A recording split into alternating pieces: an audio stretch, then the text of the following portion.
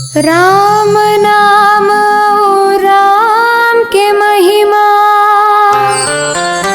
जगत मां महान है।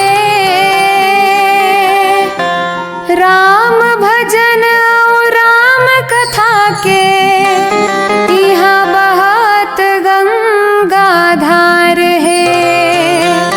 तुलसी के लिखे रामायण बैतरनी लगावत पार है। माया मोहल सब छोड़ दे भैया, राम भजन हाँ सार है।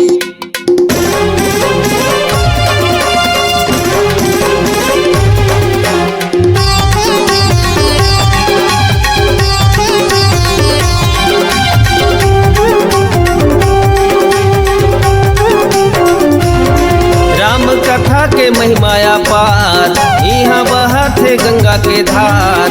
राम कथा के महिमाया पार यहाँ बहत है गंगा के धार।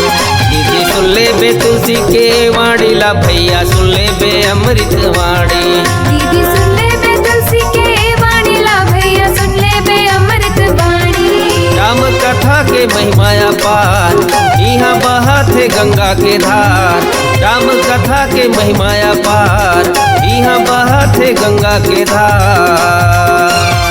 दीदी सुन ले बे तुलसी के वाणी ला भैया सुन ले बे अमृत वाणी। दीदी सुन ले बे तुलसी के वाणी ला भैया सुन ले बे अमृत वाणी।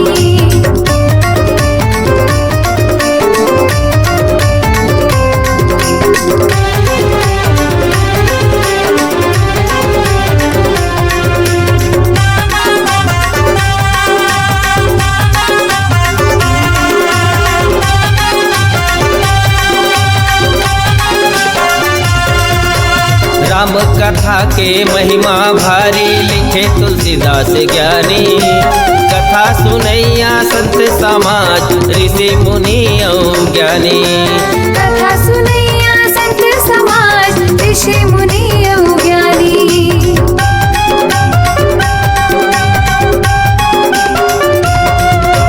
रामे कथा के महिमा भारी लिखे तुलसीदास ज्ञानी। कथा सुनैया संत समाज ऋषि मुनि और ज्ञानी। कथा सुनैया संत समाज ऋषि मुनि और ज्ञानी। ये जगह हवेगा महान यहाँ हो जाते सबके उद्धार। ये जगह हवेगा महान यहाँ हो जाते सबके उद्धार। दीदी सुन ले बे तुलसी के वाणी ला भैया सुन ले बे अमृत वाणी। दीदी सुन ले बे तुलसी के वाणी ला भैया सुन ले बे अमृत वाणी।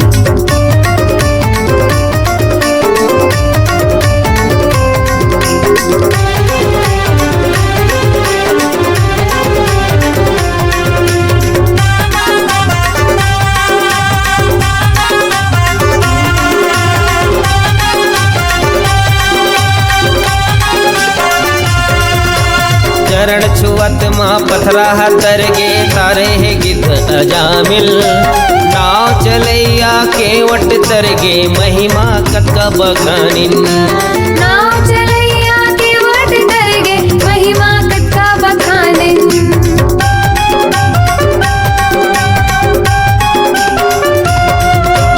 चरण छुअत माँ पथरा तरगे तारे है गिद्ध अजामिल। नाव चलैया केवट तरगे महिमा कतका बखानिन। नाव चलैया केवट तरगे महिमा कतका बखानिन। शिव जी हा करत है बखान पार्वती लगाए है ध्यान। शिव जी हा करत है बखान पार्वती लगाए है ध्यान। दीदी सुन ले बे तुलसी के वाणी ला भैया सुन ले बे अमृत वाणी।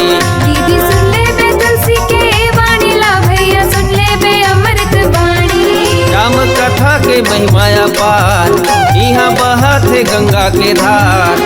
राम कथा के महिमाया पार यहाँ बहत है गंगा के धार।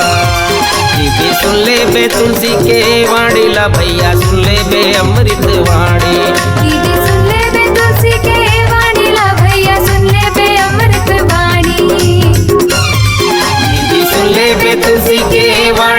भैया सुन ले बे अमृत